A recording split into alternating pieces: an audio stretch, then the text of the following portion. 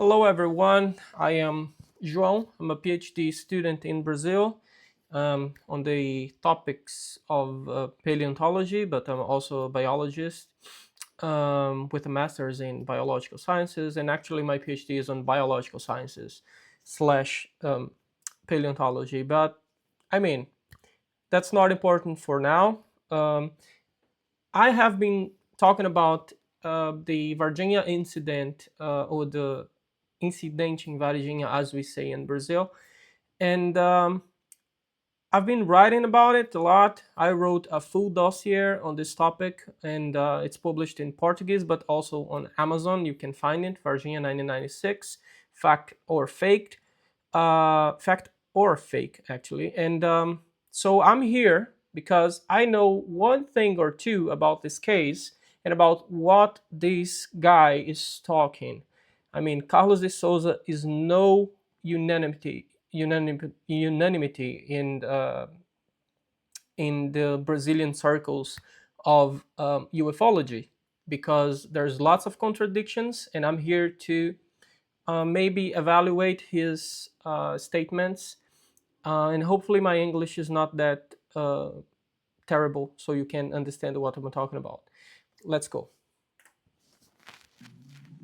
I want you to take us back to the day you had this experience with the UFO and just give me as much detail as you possibly can about what happened moment by moment. In 1996, I was doing a course to become an ultralight pilot. And on my graduation, the colleagues invited us to go to the farm of one of their grandfathers to have a barbecue, have a good time, spend time together, in between friends. So I told them, look, I'm going to Minas, and it was going to be in Três Corações, which is a city after Varginha, which is a closer city. I left at night. I had a small company. So I left and went toward Varginha. And halfway along the way, I stopped and slept a bit to get some rest. It was nighttime. So the next day, I would wake up early and continue the journey better rested. Well, on that day, I woke up. I left early, I think around 5:15 in the morning, very early. And I started driving and left. When I was getting close to Varginha, what happened? Okay, so he was traveling to Três Corações. Três Corações is close to Varginha, and there you can find ESA, which is the military school of sergeants or something like that. And then one thing that it's very important here is that he was going to Três Corações, so he probably knew the roads. So some people may find weird or some kind of evidence that he's talking, what he's talking is the truth, because how would he know that road or that place where he goes with chains in the documentary? Well, I mean, he was going to Três Corações, and the Maiolini farm is pretty close to Três Corações. So that's not surprising at all. But let's see what Carlos is gonna... He's just repeating what he has been telling for years, one way or another. Let's see what he's gonna bring. I saw. Then I stopped. And then I stopped and looked ahead. And I saw an object pass over the road. And I noticed that the object was having problems. It was smoking. From my point of view, at first glance, I never imagined that it was some sort of flying object, a ship. I thought it might have been a blimp. In Brazil, during that time, in '96, it was very common to have blimps flying over the stadiums to film the football games. So for me, it was a blimp. That's all. Just letting you know that I didn't see and immediately think, oh, that's a UFO. I thought it was just a plain old blimp. But I could see that there were problems. And I could see that when it changed angles, there was a tear in the side. and a lot of smoke coming out of that tear. So, one thing that you guys should know is how Carlos enters the narrative of the Virginia incident. What happens is that the main events they took place in January the 20th, and then 21st, 22nd, and 23rd when the creatures were transported to Campinas, and presumably what happened later is that they went to flew to the US. But one thing is that Carlos appears in this narrative with his as a witness in October 1996. Months later, the media was talking about the Varginha incident all the time, and we had the main Brazilian television like three times in a couple months talking about this case. The program Fantástico and Rede Globo de Televisão, which is the largest television set in Brazil. So Carlos actually, he didn't bring anything new to the case, because one of the problems that Carlos told. So I think one of his interviews, and I'm certain that in a written piece in Revista UFO magazine in Brazil in 1997, I think, he told a friend of him read this Revista Planeta, the Planeta magazine, and there was a dossier about the Varginha incident. And if you read that, and it was published in September 1996, if you read that, you see that ufologists are talking about a craft because they have Eurico and Oralina as a witness. They from Moment of Contact, you probably know that they saw this like cigar-shaped thing hovering over the farm. So this is in that Revista Planeta article. And then you can find suspicious by some ufologists that metal plates or metal foil, I don't know the exact word, were scattered all around the place close to Varginha. That's there in Revista Planeta, and you're gonna see that Carlos probably is gonna talk about this as well. So there's nothing new, and also the smell, the ammonia smell, it was also in this article in Revista Planeta. So Carlos actually, he shows up months and months later with a story that anyone could tell if you read Revista Planeta. There's nothing substantially new, except for the place where he says the craft crashed. In other words, I thought, oh, maybe they hit something, a surface, a tower, maybe a tree, a hill, and it ripped the side of it. And they're losing altitude. They're falling. Oh yeah, by the way, this smoke thing that the damage to the ship or the aircraft, Eurico and Oralina, they explicitly talk about this, and this is also in Revista Planeta. So this is nothing new. But as every good pilot, and human being for that matter, you don't think of anything else. The first thing that comes to mind is, hang on, there are people in there. They will need help, because only pilots understand what an aircraft crash is. In that exact moment, that's what went through my mind. There are people in there, they're going to need help. I'm going to them to help them. And see what's going on, and see if I can come to their aid. Immediately I got into my vehicle, which was a small pickup truck, and followed the aircraft. So what happened was, it simply appeared to begin to lose altitude. Then all of a sudden it seemed to gain power and started rising again. And I thought, well, the pilot, or whoever's piloting this craft, this blimp, as I thought it was, knows what they're doing because there's a city ahead of them. And it appeared to not want to fall on the city, and so it was increasing altitude. And so I thought, wow, they're really clever in trying to avoid a bigger accident. So it crossed over again. Oh, that's very nice of ET. They are worried about us. Thank you so much. So once again, it came, started rising, crossed again over the highway, and went toward an open field.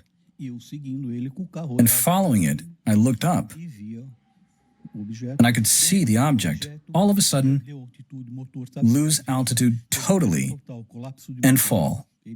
And at that time, I accelerated as much as I could and entered in the very first possible roadway to go to where I believed the blimp had fallen.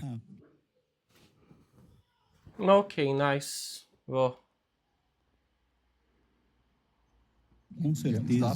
Isso. Please, deixou. Right? yeah, so this is the spot where the aircraft supposedly crashed.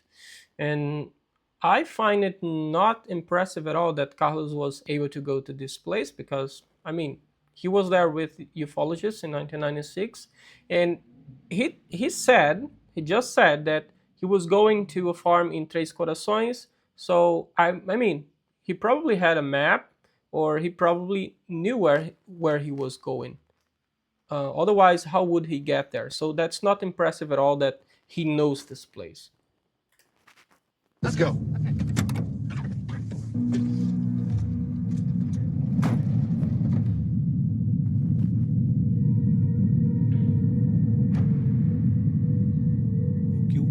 As soon as I came up to the dirt road, Eu logo observei o objeto. I immediately observed the fallen object. Daí ele bateu. It crashed.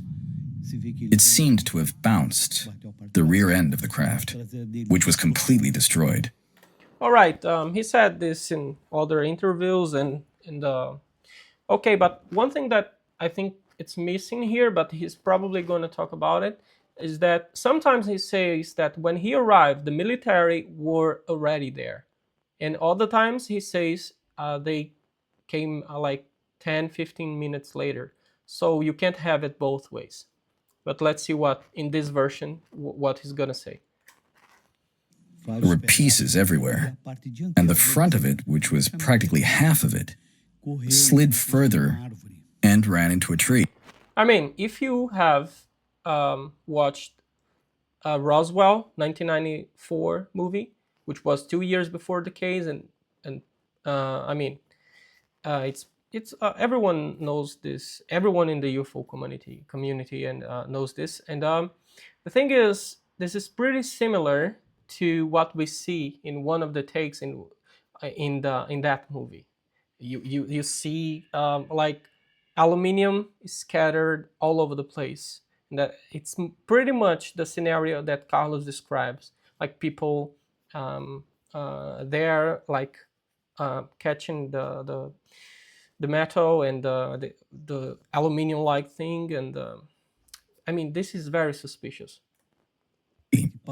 That's literally what it did. It ran into a tree, hit the tree, and stopped. And this rear part, mainly wreckage. And from inside the car, I was terrified. I thought, my God, there must be dead people in there. To me, it was a blimp. It wasn't. I never thought it was a spacecraft or a UFO or extraterrestrial. No way. I just thought it was a flying dirigible. And I came down, terrified, and went toward it. The very first thing that I observed, and that really caught my attention, was the smell. Because at that moment, what I was expecting was the smell of diesel fuel or kerosene or... So this ammonia smell thing, I was just doing some research on this topic, and it's interesting because this ammonia thing, it doesn't enter the narrative until it was like June 1996. First, the girls, they didn't mention any smell. It was the girls' mothers, Louisa, who went to that lot and said, okay, I found like the print of a foot, and this strong smell, this weird smell, something nasty. I don't know exactly I don't know if even this is correct word, but she never said that it was ammonia. She never said exactly this word. She never said that, and you can see, like in moment of contact, that when she's back there to that wall where the girls allegedly saw the creature, and she's telling James about the smell, and then she says, "Oh, it was a smell like," and Katya says it was ammonia or something like ammonia, and Louisa, the girl's mother, she says explicitly, "No, it wasn't ammonia," and Katya is like, "Oh, I always thought it was ammonia." So probably it wasn't Louisa who came up with this term, like exactly ammonia. So the first time that I heard this word in the context of the Varginha case, it was by Pacatini in June 1996. So I don't know if the origin of the term is with him or with someone else, but this is what I can tell you. And as I already mentioned, this very same term is in that Revista Planeta article of September 1996 that Carlos friends had access, and that probably we can hypothesize that Carlos read it as well. So no surprise that this term is being used here. Okay. Aircraft fuel. It's normally a very strong smell. And on the contrary, the smell that I felt at the crash site felt like ammonia. It was very strong. I don't know what was the fuel or the substance that was there, but it was a very strong smell, something different. And it began to burn my eyes. So I brought my shirt up over my eyes because of the sting, to protect my nose. And immediately, it couldn't have been more than 2 minutes later, coming toward my car was a military convoy. Okay, I told you he would do that. So the problem is, so he's the first one to get to the place in this narrative. He said this in other opportunities, but in other interview, in other cases where he's talking about this case, he says that they were already there. And sometimes he says, no, they came, I was there, and then they came like 10 to 15 minutes. Now it's 2 or 3 minutes. There's no consistency in his narrative. And this is not the worst contradiction. That convoy had a front truck with a jeep, and you could see that there were officers, an ambulance, and 2 other trucks, these tarp-covered trucks from the army, and they stopped in front of my vehicle. A bunch of soldiers got out of the back, and they didn't appear to get out randomly. They formed a V formation to close off the perimeter. And from the front truck, there were officers and soldiers that got out from that jeep. And one of the officers said, "Look over there. Send him away. You can't be here," he shouted. And a soldier, huge, really strong, probably 2 meters tall, really strong, came running, shouting, "Get out of here! Get out of here!" Okay, so this is very important because here is one of the main contradictions of Carlos. Carlos contradictions. So let's see what he says. So sometimes when he tells this narrative, he says that this soldier came close by and told him to leave, but he wasn't pointing a gun at him. You can find a YouTube interview in Marco Leal's YouTube channel where Carlos says, if I tell you this guy pointed a gun at me, I would be lying. But in Moment of Contact, Carlos makes pretty clear that a gun was like put against here or pointed at him.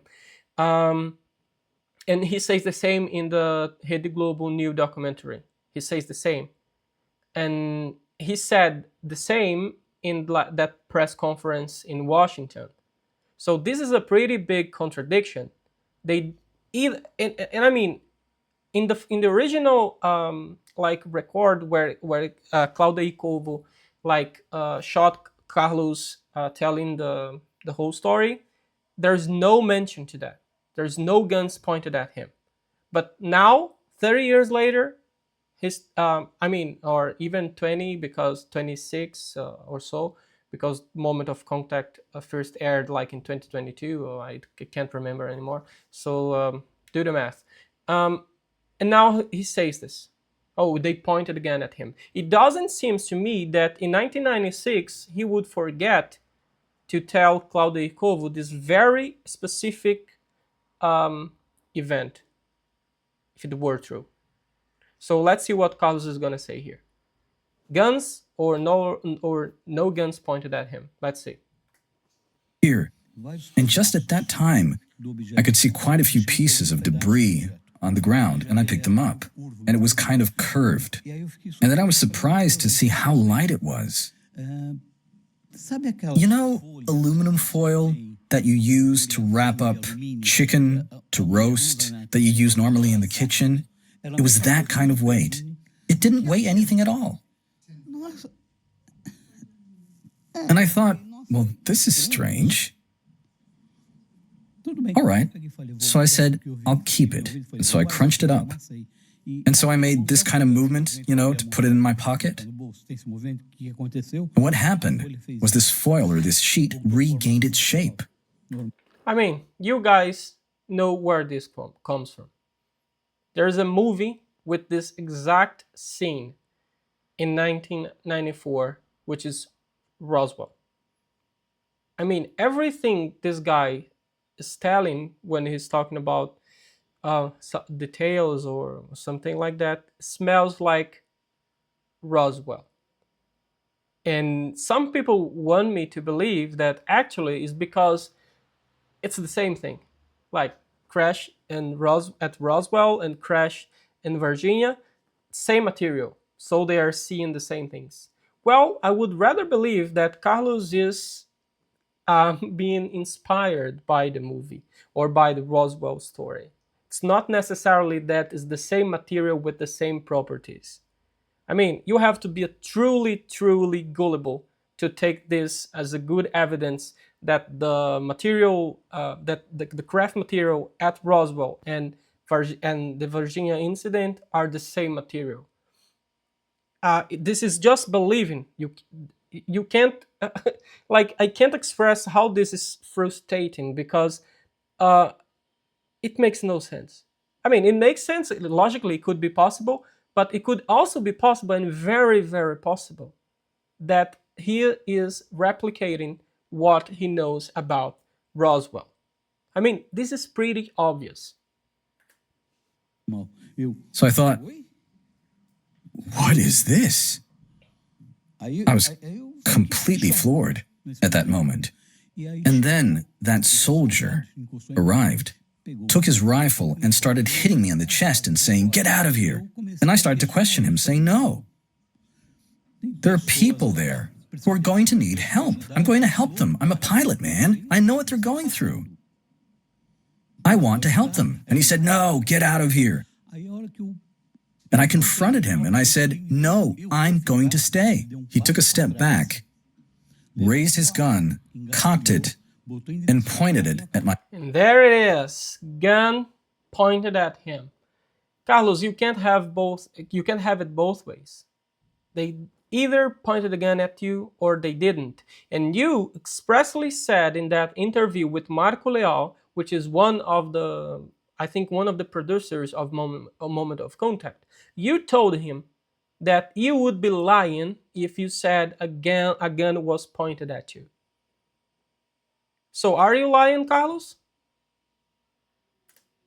My head, pointing at my head right here, and said to me, I'm not asking. I'm giving you an order. If you don't leave, I'm going to blow your brains out. Then I started shaking all over. I thought, my God. Well, no. All right. I'm sorry. I'll leave. He hit my hand and threw the piece of debris out of my hand. I went back to my car, steered it out, and I was still shaking all over because I wasn't understanding at all what was happening. I did a U-turn on that small road and went back to the main highway. And I was in such a state where I thought, I can't fly like this. Because in order to fly any aircraft, any vehicle, you have to be at peace with yourself, especially when your life's at stake. So you simply can't be all, oh, I'll fly no matter what. That's not how it works. You have to be centered. And there was no way in the state that I was in. So I thought, I'll go back, have some coffee, so I can relax a bit. Okay, so before we go on, I would like to ask, Carlos told that he was going to a farm close to Três Corações or in Três Corações. And I wonder, where are his friends telling they had ultralight event on that day? Is there any evidence of that? Any evidence at all? It's easy. He knows his friends, probably. And why didn't anyone reach out to them and ask the date, the place, and the time?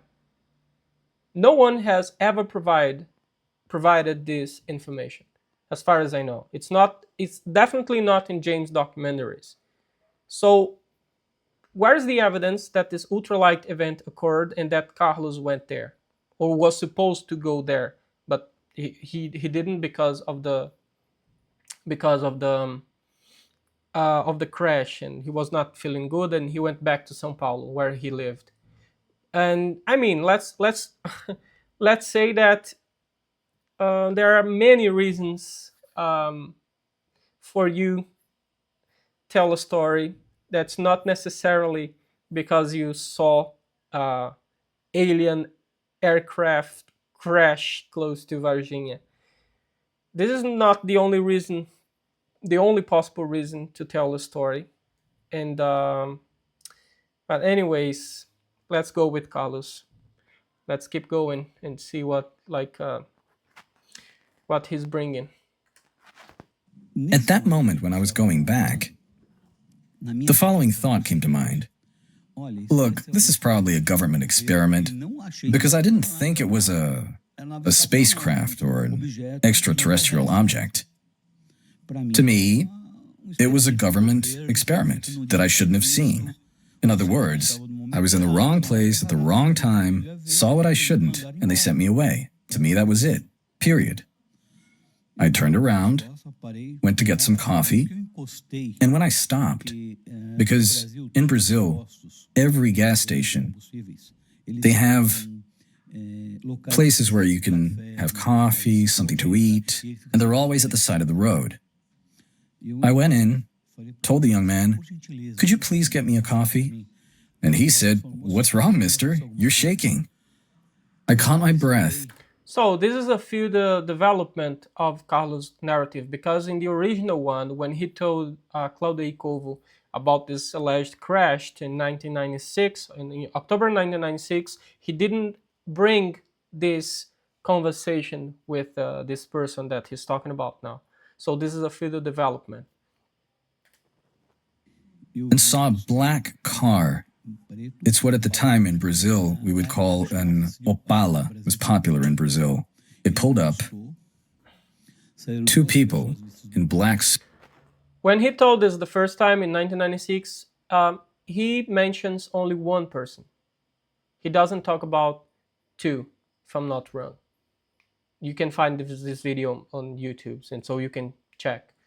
But I'm pretty sure he talks about one guy, not two. suits and white shirts, one of them with dark sunglasses. One of them took them off, looked at me and said, "Are you Mr. Carlos de Souza, residing in such place? Your wife's name is such and such. This is your company's name." I looked at him and I said, "What are you, crazy? Who are you to interrogate me? Are you nuts?" He pointed a finger straight in my face and said, "Just a word of advice. You didn't see anything. You don't know anything. If you open your mouth to anyone about this, you're going to have serious problems for the rest of your life. So leave, get out of here, and keep quiet." So, allegedly, Carlos went to this place, like to have some food, and this like a barman or something, I don't know, was talking to him. Okay, there's something wrong. What's happening? And then these guys come in, and I can presume that this other person, this other guy who was talking to Carlos before, saw this man as well. So where's this guy? I mean, did someone talk to him? Because it wouldn't be like really difficult to get to this guy, because like probably he was working at the same station, the same gas station, and why didn't anyone go there to talk to him and to check if what Carlos is saying is true?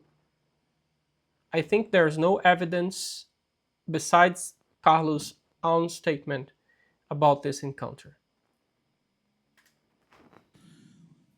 I leaned on the counter with no idea what was going on. No idea whatsoever. The young man behind the counter served me my coffee, and he said, "Mister, I know some people in the highway police. They can't talk to you that way." So he gave me a little napkin and a pen and said, "Write down the license plate and I'll pass it on to them to discover who these people are. They can't talk to you that way." Again, we have another witness of this encounter. Where is this witness? Why don't we have his statements as well? I think I'm repeating myself, but it wouldn't be hard to find this guy. You just went to the gas station, you talk to people there if he's not working there anymore. I mean, I'm talking about 1996 investigations that could be have been done. Apparently, no one thought about checking what Carlos says here, or the silence or the absence of evidence in this case is really evidence that something is wrong. But anyways, this is very suspicious, I think. Oh, and I was about to say that again, in the original like footage that Claudia Covo recorded of Carlos telling his story, there is no mention to this second person who would have seen this encounter with the men in black. So I got the napkin, the pen, and went to the door. And the car was leaving. And whoever said there was a license plate, the car didn't have one. At that moment, my blood pressure just dropped. Really, it just dropped completely. I was like, my God. So then I got back into the car, thanked the young man, and thought to myself, I'm going home. I'm going home because I'm in no condition to do anything. I was still shaking completely. Just wouldn't stop shaking, breathing heavily, trying to process in my mind what was going on. So got back in the car, drove to São Paulo, got home and told my wife, this and that happened. She said, look, don't say anything about it. We don't know what it is and we're not going to meddle with what we don't know. Fine. A week passed, but it was still on my mind. To me, up to that point, that was a government experiment. It was no longer a blimp. It was now a government experiment I shouldn't have seen. I kept my mouth shut, and after some time went by, something like 8 or 9 months, maybe, The case that became known as the Varginha case showed up in the media. Because No, actually, it showed up like much before. Like in the case was January, and it was already in the all over the place in early February. The first yeah Jan yeah February the 4th was already known. Like the whole country knew about this case. So it was 9 months later, but that everyone knew about it. But anyways, the Varginha case came about a week, 5 or 6 days after this, when those girls saw the creature. They saw that being. 5 or 6 days after I saw the crash of the object in the town of Varginha. And I heard later on from some specialists that there's a river called the Rio Verde. And from the crash site to this river, there's a distance of about 50 or 100 meters. And the river runs right behind the place where these girls saw the creature. Just behind it, in the town. I heard about it from the media. You see, to me, it didn't make sense. I'd never been there. It was my first time. So if I were to say, oh, I knew it, I'd be lying. And yeah, so he say, if I tell you something, I would be lying. Well, the last time he said that, he was apparently lying. But anyways. Was during that time, how do you say, a UFO researcher called Carlos de Souza. He's already died. He went to the media in Brazil and asked for the love of God if anyone has any information to come forward. Because the question at the time was, where did these creatures come from? If they're here, they came from somewhere. Was there a crash? Did something happen? They didn't just appear out of thin air. They had to have come from somewhere. Because you see, I'm not dumb. Come on. It hit me. I thought, my God, could it be? Yeah, so Claudio Covo turns out was the person who wrote that Revista Planeta, the magazine I'm talking about, in September 1996. So he wrote that article where Eurico and Oralina are reported to have saying that they saw this cigar-shaped object, like smoking, and like smoke at the tail of this object, and hovering over the pasture. And you have there, like, the ufologists, like, they think there was an explosion in the craft for some reason, so metal is scattered all over the place. There's the mention to the ammonia smell in another context, but anyways, it's the ammonia smell. So everything that Claudia wrote there appears in Carlos' narrative one way or another. So I don't think this is a coincidence at all. It's not because the case is true. And I think this is pretty clear that what I'm proposing here is not that what Carlos is saying is exactly what Claudia wrote because it's true. No, I'm not saying that. Of course. Of course it did. So I picked up the phone and I called Claudio Covo. At that time, there was only landlines, with rotary dials. Especially in Brazil, this technology was still very old. You had to dial the numbers. It was analog. So I called him and said, "Is this Mr. Claudio?" He said, "Yes, speaking. If you'd like to know where the ship crashed, I do. I'm pretty sure it's the same ship, because I didn't have 100% certainty. But I said, look, I'm almost sure that this is where the craft fell." All of a sudden, his tone completely changed over the phone. Please, give me your address. I'll come over and see you." He took down the address, and in 15 to 20 minutes, he arrived. At my company, actually. So he arrived there, and I said, "Look, let's talk somewhere far away from the company, at the corner of the street, close to my company, because I wanted to keep it separate." And so we talked, and he asked me how it happened. And I told him everything that I told you right now. So he said to me, look, could you take me there? And I said, absolutely. But of course, I can't go during weekdays because I have my company to look after. So we'll go on the weekend. Okay. So we went on the weekend. He came with his car, and we went to Varginha. And along the way, I told him the whole story. And I took him to the crash site.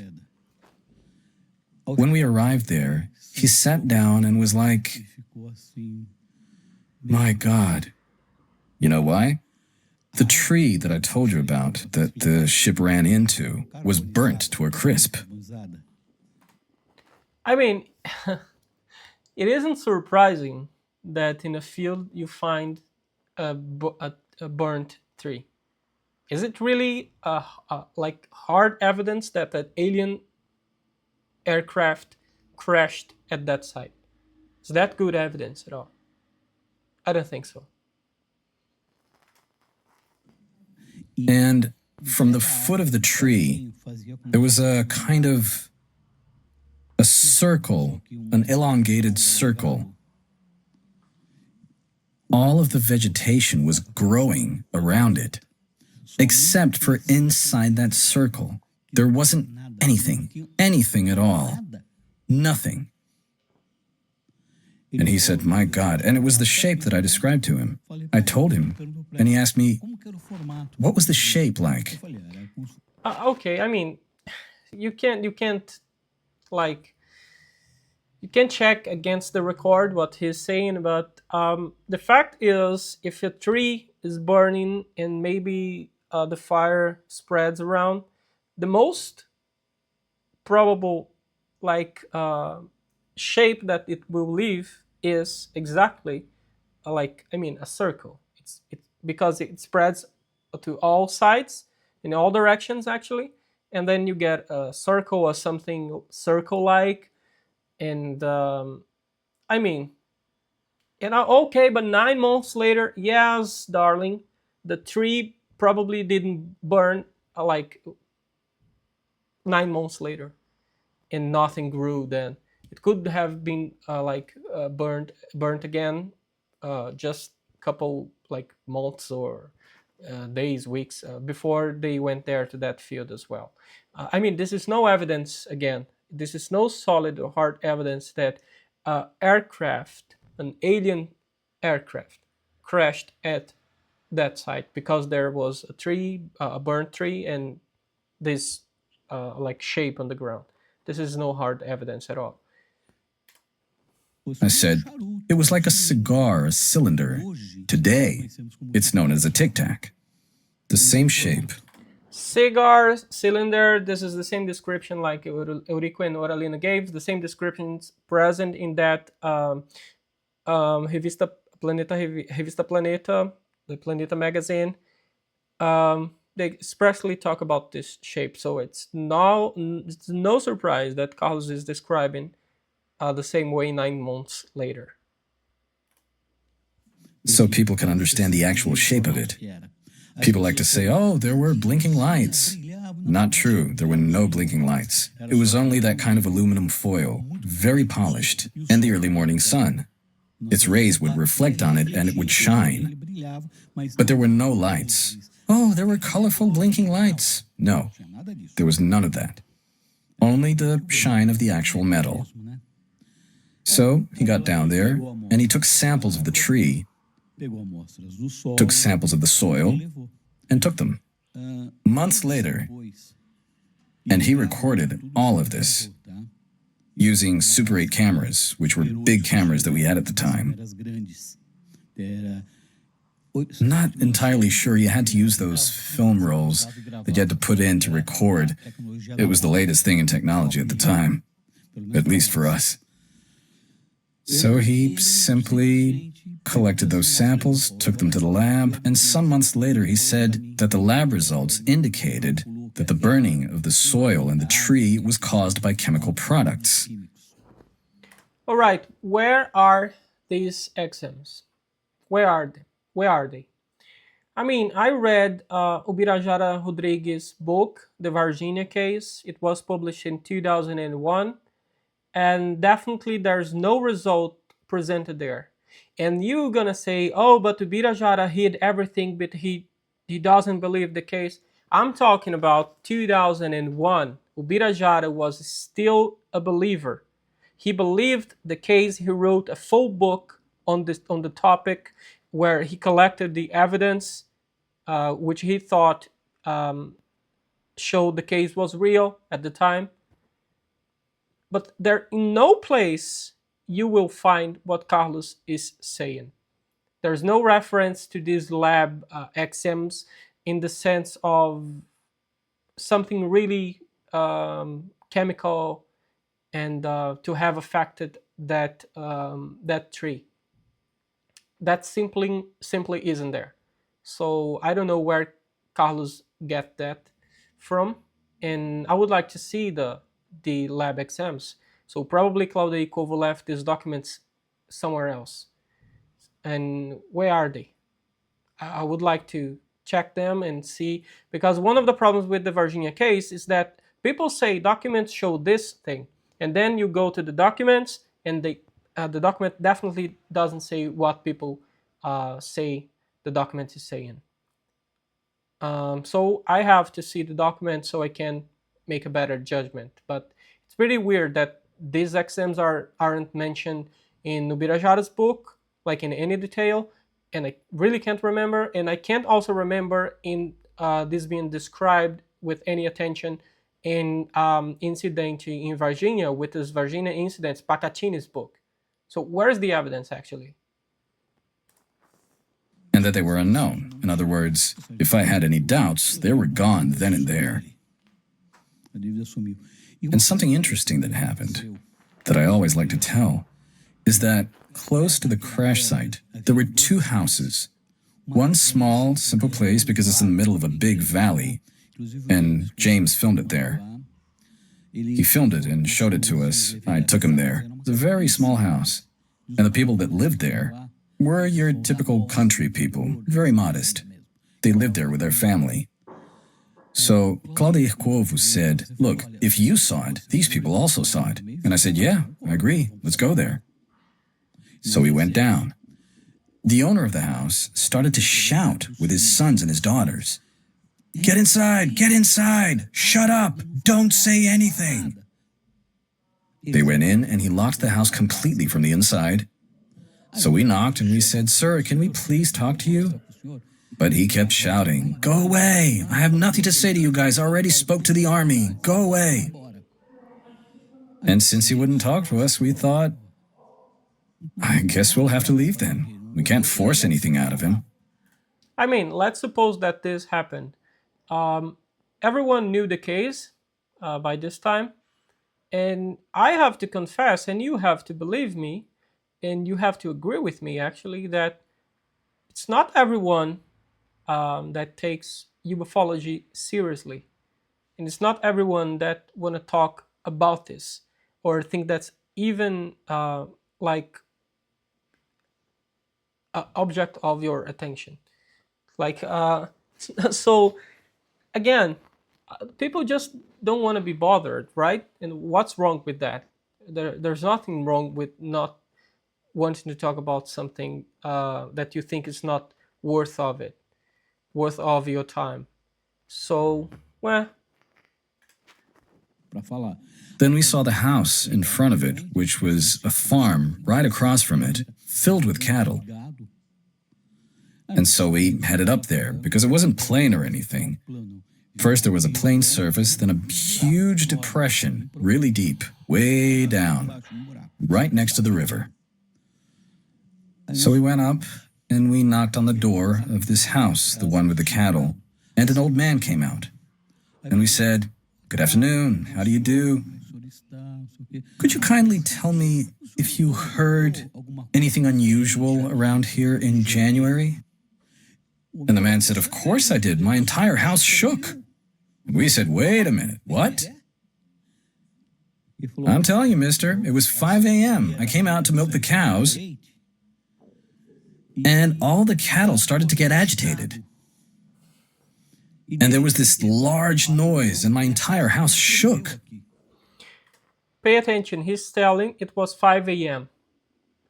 by the time that his house shook. So we can place the crash at 5 a.m. But here's the problem. Sometimes Carlos says that he left the hotel where he was he was sleeping. He left by 5 a.m. or so, early in the morning. So how could Carlos have seen the crash if it was 5 a.m.? It makes no sense. So I think he's mixing narratives, or this isn't true. So yeah, this is another problem with Carlos, is the timing of the events. Sometimes he tells it one way, and other times another way, another different way, and which are not compatible. They can't be both. They can't be true at the same time. And this is one of the case of these cases. Again, it would be interesting to have this person talking about this. We don't. We just have stories. Probably these people was old at the time, so probably it's no more alive. But anyways, what about his family? Where's the family corroborating this story? I don't think we have that in the Virginia case, at least not up until now. And anyways, 5 a.m. Carlos wasn't supposed to be at the crash site. And I mean, he went to the crash site a bit later. The aircraft crashed and he went there, but it wasn't like much time later. And anyways, this would just make more contrast with this this guy telling that the crash was about 5 a.m. It happened 5 a.m. So it's not possible that the crash was 5 a.m. and Carlos went there just a couple minutes, so half an hour after the incident. That doesn't add up. So there's a problem with the timing as well. And we said, my God. We asked, do you know what it was? He said, I don't know. Then a bunch of armed soldiers came, telling us to stay inside, that there had been an accident, and that everything was okay, and everything was under control. Oh, okay. Carlos de Souza recorded this. He has this recorded on film. All this testimony regarding the event. Okay, so fine. We returned sometime later and used a metal detector on the place. They didn't find anything.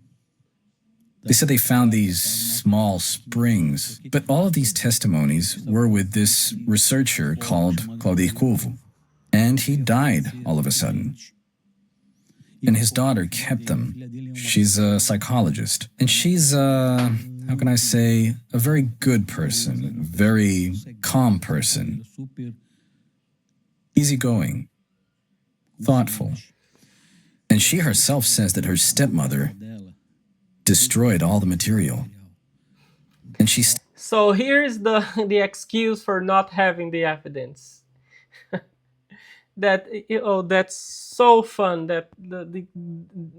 I mean, where are the copies of this? Because the Varginha case, you have this VHS, the footage that was recorded. It's not in the hands of a single ufologist. Copies were made, and many ufologists in Brazil have copies of this. So where is this this footage that Carlos is describing here? Oh, it was destroyed. Okay, this sounds like a good excuse, Carlos. still has a part of the material.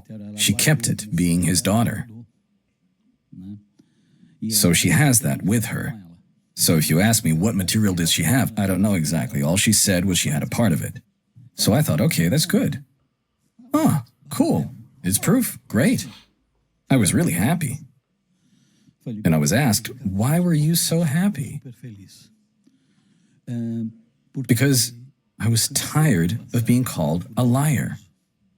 Because when I would tell this story, because you see, when Claudia recorded it, he leaked the recording at the time to a TV network called Rede Globo in Brazil. And this network every time would ridicule the case, took away any credibility. That's not true. That's definitely not true. I mean, if the Varginha case is known worldwide now, is because of TV Global, not in spite of TV Global. I mean, they did 3 programs where they covered this, like in the most watched, one of the most watched TV programs in public television in Brazil to this very day. I mean, this is still a very popular program, the Fantástico, and so this is simply not true. Rede Globo is one of the main culprits for the Varginha case being as famous as it is. So this is simply not true, Carlos. Oh, it's nothing. And everyone, be them from Varginha or all over Brazil, started poking fun at the story because of them. You know, these people from the press that seem that they've been bought off to take credibility away from the story, that's what they did. In other words, when footage of me was leaked in the media, specifically a show called Fantástico, which is pretty much watched all over Brazil, relatives, everyone started poking fun. Wait a Hey, minute, where's let me see, ET? Fantástico, which is pretty me was take credibility away from the story, that's what they did. In other words, when footage of me was leaked in the media, specifically a show called Fantástico, which is pretty much watched all over Brazil. Yeah, Carlos is completely mixing things here. His footage that Claudia Covo took of him, like telling the case, telling what he allegedly saw, it wasn't aired in Fantástico. There are three like programs that address the Varginha case. 2 of them in February, and the last one in May.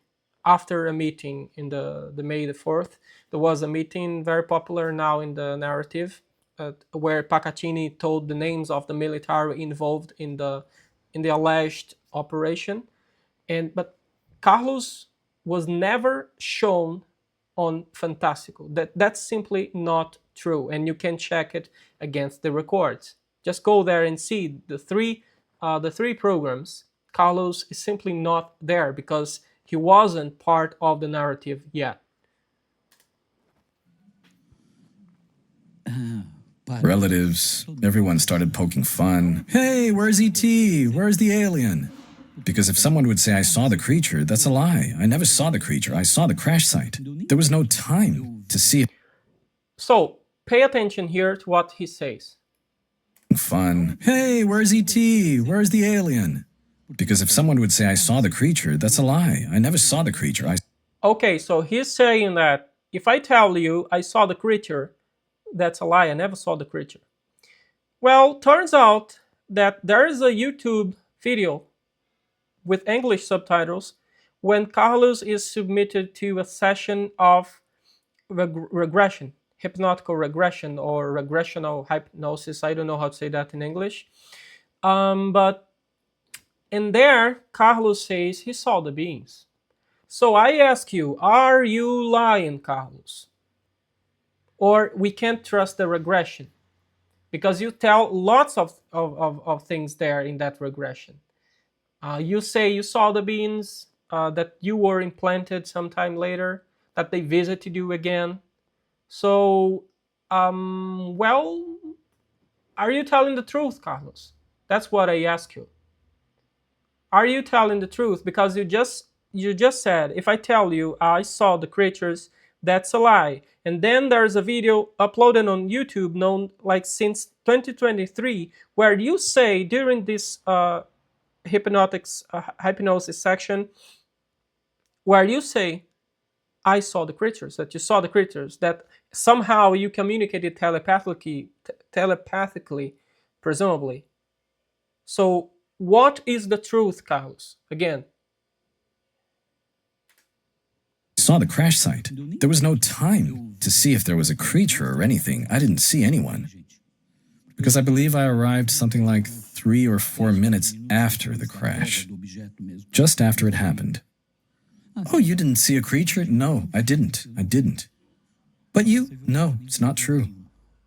I just wanted to say that I, too, went with Marco in 2013, and I knocked on every single door of every house within a quarter or half a mile of that crash site. And we found one farmhand in 2013. I have it on video, and I didn't use it in the film for whatever reason. But he said, yeah, my boss was here, and he heard a boom, like a boom sound. And he said it on camera. Oh, yeah, I know. It was known. That was 2013, so that would have been, 13, 14, 15, 17 years after the incident. But I knocked on the small house, and there were news. I knocked on any house that was within a... Okay, so let's try to find out this boss. And it would be nice if James published this, because we have to know what the person is exactly saying, and not what what's the interpretation of what the person is saying.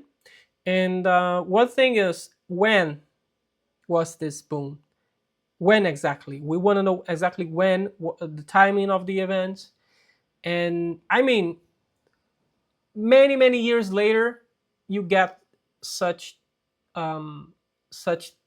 statements about the case. But why didn't they appear when the ufologists were all over the place trying to get information?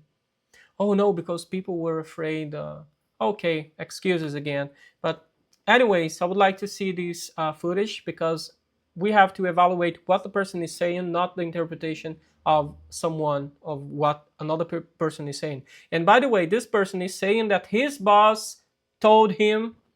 So again, second-hand testimony. How can we trust that the person understood what the boss was really saying? When was the boom? And at what was the time? Everything is important. So we can't leave, we can't take second-hand testimony as evidence, as good evidence or corroborating evidence. That was the supposedly good evidence, which was the Claudio Corvo's footage of this person of a house nearby, telling that that was everything shook, and by 5 a.m. So okay, where's the footage again? Oh no, it's lost, and oh my God, yeah. So that's so sad, really. With certain proximity, and we got one farmhand to say, yeah, he'd heard that there was a big impact, like a boom, at really early in the morning. How can we find this material that might exist? Can you get your hands on this material? She did say to me about 4 or 5 years ago that a lot of her father's archives were in the hands of his ex, or his widow, I guess it would have been, and that she was very guarded with some of that material. That she did get a lot. I don't know exactly what she had. I can ask. Do you think that she has the UFO material, the aluminum foil-like material? No, not aluminum foil, no. Let me explain. There's documentary footage filmed by him. The aluminum sheet, meaning those pieces of the craft, were taken out of my hand by the military at the moment of the crash, okay? That's one thing. Another thing is this happened later.